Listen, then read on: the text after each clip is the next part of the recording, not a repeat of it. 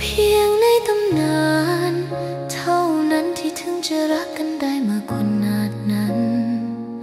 เจ้ายังแสนงามถึงยอมแต่งงานกับชายยากจนผู้มีเสื้อผ้าขาดรุ่งริ่ง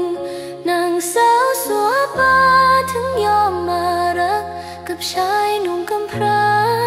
ในชีวิตจริง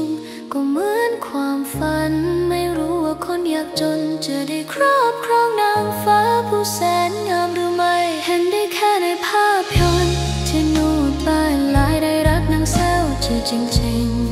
ๆชีวิตของนางแสนสิ้นสุดลงเขาใส่เท่ากระดูกลงในท้อแล้วนำกลับมาถ้าเป็นในชีวิตนี้และถ้านางแสนสิ้นใจลงจริงๆนูดปลายลายคงเตรียมพิธีกรรมเพื่อรอรับเธอกลับมาแม้ในฝันก็ยังเห็นเขาทำพิธีรักษาเธอทำนูดบนโลกรักกันเหมือนในภาพยนตร์ของทุกวันนี้ฉันกับเธอไม่ต้องจากกันแต่เพราะว่ามนุษย์ไม่ได้ใช้ชีวิตแบบนั้นแม้เราจะรักกันมากแค่ไหนท้ายที่สุดก็พ่ายแพ้ต่อเงินทองอยู่ดี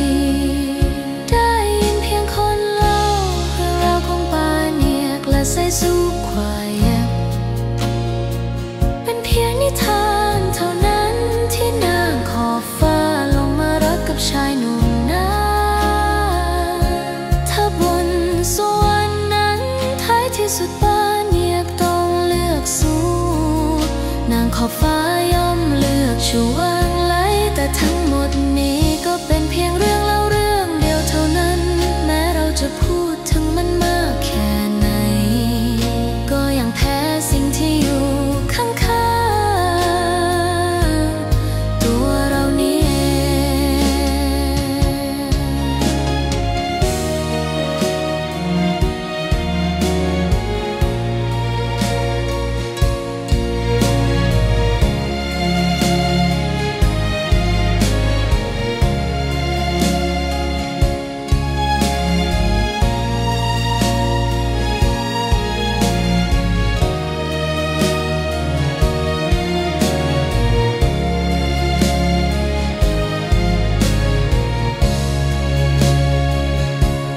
ถ้ามนุษย์บนโล